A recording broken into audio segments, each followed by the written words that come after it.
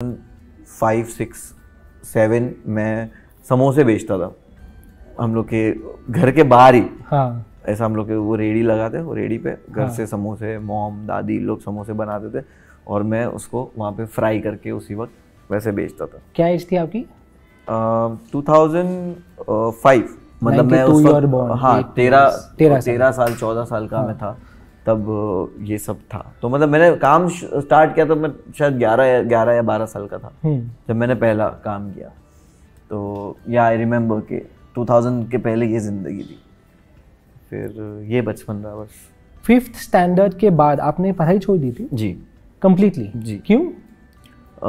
वही कि नहीं था पैसा पढ़ाने के लिए, और पढ़ाने के लिए पैसा भी नहीं था, और कभी कोई एजुकेशन होता है जो फ्री में भी हो जाता है, बट वो फ्री एजुकेशन के लिए मैं अवेलेबल नहीं था क्योंकि मुझे काम पे जाना था।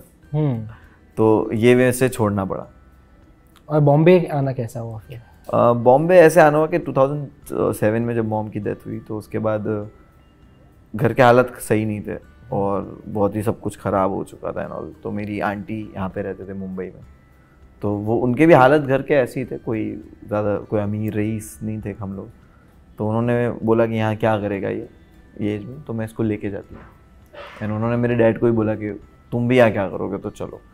तो वो हमें मुंबई लेकर आ गए और डैड ड्राइविंग करते थे। बट जैसे हम लोग मुंबई आए, मैं नल बाज़ार में बर्तन की शॉप पे काम पे लग गया था। 60 रुपीज़ पर डे मेरे को मिलता था।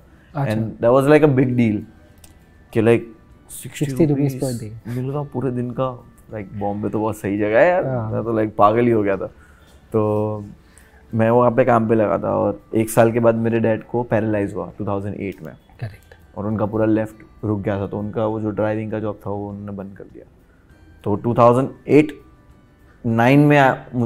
या 9 में ही मुझे रियलाइज़ हुआ कि ओके पैसा होता है ज़रूरी। उससे पहले ऐसे ही था ना कि भाई हालात ही ऐसे, क्या ही कर सकते हैं। लाइक एक्सेप्टेबल थी वो गरीबी, कि वो गरीबी में ऐसे नहीं था, फ्रस्ट्रेटेड नहीं थे वो गरीबी से कि यार पैसा ही नहीं, क्योंकि ऐसा लगता था कि किसी के पास भी नहीं है और काम करना पड़ेगा तो पैसा आएगा। तो ये जोन में ही चल रहे थे। बट जब डैड को पैरालाइज हुआ तब रियलाइज़ हुआ कि ओके जब दवाइयों के खर्चे वो, तो तब हुआ कि पैसा कमाना पड़ेगा।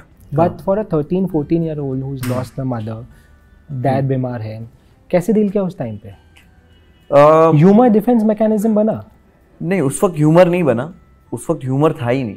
ह्यूमर था भी तो वो आपका मैकेनिज्म नहीं बन सकता था।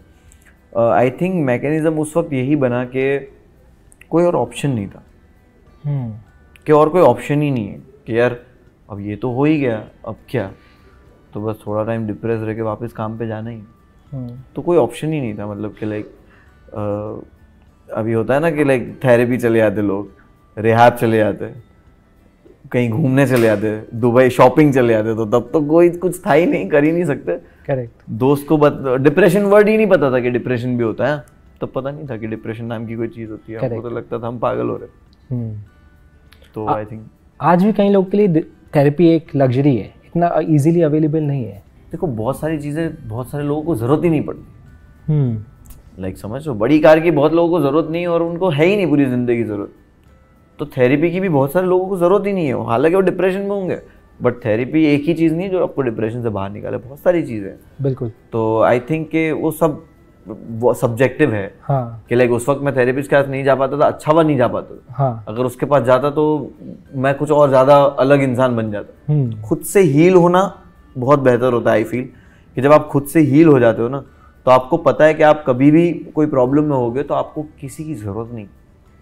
बहुत वक्त ऐसे हो सकता है जब आप प्रॉब्लम में होकर आपके पास कोई नहीं होगा, तब आप एकदम भटक जाओगे, कोई नहीं है। तो बेटर है आप, ये सिचुएशन में देख चुका हूँ पहले के, तब भी कोई नहीं था, आज भी कोई नहीं है।